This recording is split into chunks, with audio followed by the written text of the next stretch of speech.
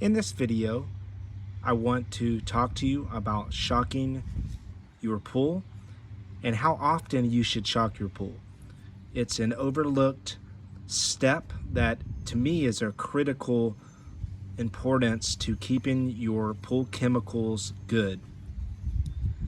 If you like videos like this and you haven't already subscribed, please hit the subscribe button and please also give me a like so other people can find this video.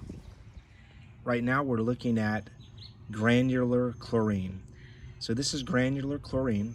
This is a great option to shock your pool.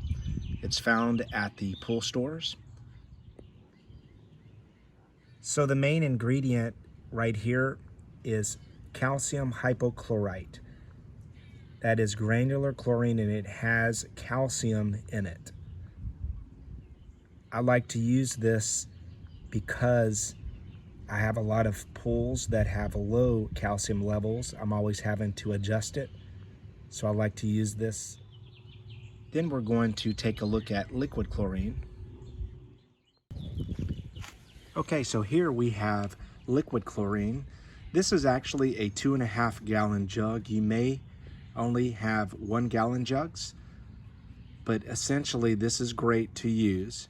I like using granular chlorine mostly. If you have high calcium levels in your pool, you're not going to want to use granular chlorine. You're going to want to use liquid. So you would just want to use this if you have high calcium levels in your pool.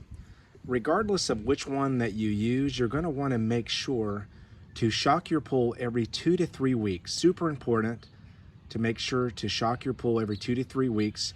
That will eliminate so many problems, especially if you have any problems with algae. Okay, thanks for watching, and I'll see you in my next video.